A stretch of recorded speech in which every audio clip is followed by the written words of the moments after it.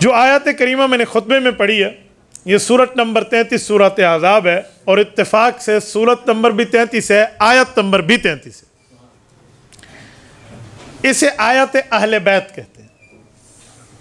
یہ آیت نبی پاک صلی اللہ علیہ وسلم پہ اتری ہے۔ اب توجہ رکھنا، میں اس آیت کی تشریح پیش کرنے لگا ہوں، پہلے آیت سن لیں، ترجمہ سن لیں، پھر اس کی تفسیر ذکر کرتا ہوں۔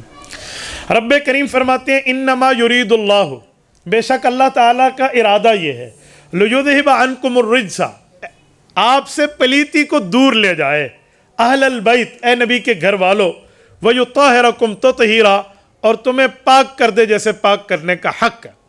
یہ قرآن کریم کی آیت اتری ہے۔ یہ آیت نبی پاک علیہ السلام پر سن 9 ہجری میں اتری ہے، جس وقت نبی پاک علیہ السلام کی اپنی اولادوں میں 7 اولادیں ہیں، 6 اولادیں دنیا سے رخصت ہو گئی تھیں۔ حضور علیہ السلام کی 7 اولادیں ہیں، 3 بیٹے اور 4 بیٹیاں۔ بڑی بیٹی کا نام زینب ہے، دوسری کا نام رقیہ ہے، تیسری ام کلثوم ہے، چوتھی حضرت فاطمہ ہے رضی اللہ تعالی عنہن۔ نبی پاک علیہ السلام کے 3 صاحبزادے ہیں، پہلے کا نام حضرت قاسم ہے، دوسرے کے 5 نام ہیں، طیب بھی ہے، طاہر بھی ہے، مطیب بھی ہے، مطاہر بھی ہے، عبداللہ بھی ہے۔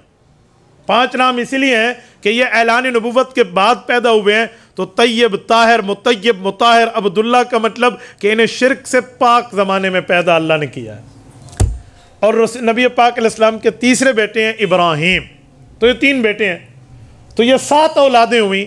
یہ آیت اس وقت اتری جب 6 اولادیں نبی پاک کی دنیا سے رخصت ہو گئی تھی۔ ایک سیدہ کائنات حضرت اماں فاطمہ الزہرا رضی اللہ تعالی عنہ اس دھرتی پہ زندہ سلامت ہیں، اور اتفاق کی بات کہ یہ واحد اولاد ہے رسول اللہ کی جو حضور پاک کے بعد دنیا سے رخصت ہوئی ہیں۔ باقی 6 کی 6 اولادوں کو نبی پاک علیہ السلام کی زندگی میں دنیا سے رخصت ہونا پڑا ہے۔ حضرت اماں فاطمہ رضی اللہ عنہ اس وقت دھرتی پر سلامت موجود تھی۔ جب یہ آیت اتری تو اس آیت میں اہل بیت کی عزت بتائی گئی۔ حضور پاک صلی اللہ علیہ وسلم نے چاہت کی کہ میں اپنی اولاد کی اولاد کو بھی بلواؤں، تو حضرت علی، حضرت فاطمہ، حضرت حسن، حضرت حسین کو بلوایا، ان پر اللہ کے رسول نے چادر رکھی۔ جامع ترمذی میں بھی ہے اور صحیح مسلم میں حدیث ہے، اور یہ حدیث اماں جان عائشہ رضی اللہ عنہ کی ہے۔ وہ روایت فرماتی ہیں کہ حضور پاک نے ان پہ چادر رکھی اور دعا کی، اللہم ہؤلاء اہل بیتی فتطہرہم تطہیرا، میرے مولا یہ بھی میری اہل بیت ہیں، ان کو بھی پاک کر دے۔ نبی پاک نے ان پہ چادر رکھی۔ جب یہ آیت اتری تھی تو اہل بیت کہہ دیا گیا تھا، اب دوبارہ دعا کرنے کی ضرورت کیا تھی؟ یہ واقعہ ایک سوال پر کھلا۔ یہ کیسے کھلا؟ جس گھر میں حضور پاک موجود تھے وہ حضرت ام المؤمنین ام سلمہ رضی اللہ عنہ کا گھر تھا، حضور پاک کی بیوی ام المؤمنین۔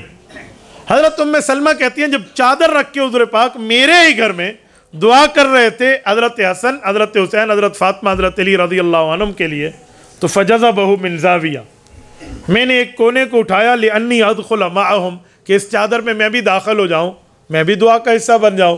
کہتے ہیں حضور پاک علیہ السلام نے ایک جملہ فرمایا انتی علی مکانک انتی علی خیر، فرمایا ام سلمہ تو اپنی جگہ اہل بیت بن چکی ہے، یعنی قرآن کی آیت تمہارے لیے اتر چکی ہے، نبی کی بیویاں اہل بیت ہو چکی ہیں، اب میں اپنی اولاد کے لیے دعا کر رہا ہوں۔ تو اس آیت سے 2 باتیں سمجھ آئیں، ایک اہل بیت کا مقام سمجھ آیا، اور ایک یہ سمجھ آیا کہ کچھ اہل بیت قرآنی شخصیات ہیں جس میں نبی کی بیویاں شامل ہیں، اور بعض اہل بیت حضور کی فرمانی شخصیات ہیں جن میں حضور کے نواسے، حضور کی اولاد اور حضور کے داماد شامل ہیں۔ ہم اہل سنت والجماعت سینہ بھی بڑا رکھتے ہیں، وسعت بھی بڑی رکھتے ہیں، اور ہم میں تنگ نظری بھی نہیں ہے، اسی لیے ہم قرآن کے بنائے ہوئے اہل بیت، نبی کی بیویوں کو بھی اہل بیت مانتے ہیں، حضور کے فرمان میں بتائے ہوئے اہل بیت، نبی کے خاندان کو بھی اہل بیت مانتے ہیں۔ اسے وسعت کہتے ہیں، اسے اسپیس کہتے ہیں، اسے گنجائش کہتے ہیں، یہی وسعت نظر ہے، اس کو تنگ نظری نہیں کہا جاتا۔ میں کئی مرتبہ حکومتی لیول پہ تمام مسالک کی موجودگی میں کہتا ہوں کہ ہمیں چاہیے جو ہم وسعت نظر اپنے دل میں رکھتے ہیں اپنی عوام کو بتائیں، اپنے فالوورز کو بتائیں، اپنے سامعین کو بتائیں، اپنے ناظرین کو بتائیں، تاکہ لوگوں کو پتہ چلے کہ ہمیں مذہب کتنی وسعت دیتا ہے، اور جس طرح وسعت دی جاتی ہے اس طرح وسعت لی بھی جاتی ہے۔ دیکھو ہم اہل سنت والجماعت کتنے وسیع النظر ہیں کہ ہم میں صحابہ کے نام بھی ہیں، ہم میں اہل بیت کے نام بھی ہیں، ہمارے بچوں کے نام میں ابو بکر و عمر بھی ہے، ہمارے بچوں کے نام میں حسن اور حسین بھی ہے، ہماری خواتین کے نام میں عائشہ اور حفصہ بھی ہے، اور ہماری خواتین کے نام میں فاطمہ بھی ہے۔ تو یہ تمام نام اس بات کی دلیل ہے کہ ہم وسعت نظر رکھتے ہیں، اس لیے ہم تمام چیزوں کو مانتے ہیں۔ میں نے اپنے 4 ماہ میں حضرت جی مولانا جمشید رحمۃ اللہ تعالیٰ علیہ کی خدمت میں رائمنڈ میں ایک بڑا عرصہ گزارا ہے۔ حضرت مولانا جمشید رحمہ اللہ ایک جملہ فرمایا کرتے تھے، وہ جملہ مجھے آج بھی ان کا یاد ہے۔ ہمارے جو حضرات رائمنڈ سے منسلک ہیں وہ اس بات کی گواہی دیں گے کہ الفاظ حضرت جی مولانا جمشید صاحب کے ہوتے تھے۔ وہ فرماتے تھے، لوگوں، گھر گھر، در در، ہر بندے تک دین کی خدمت کی دعوت لے کر جائیں گے۔ اور ساتھ ایک جملہ کہتے، کیونکہ پورے دین پہ اوپر چلنے میں کامیابی ہے، ادھورے دین پہ چلنے میں کامیابی نہیں ہے۔ یہ بڑا پیارا ان کا جملہ ہوتا۔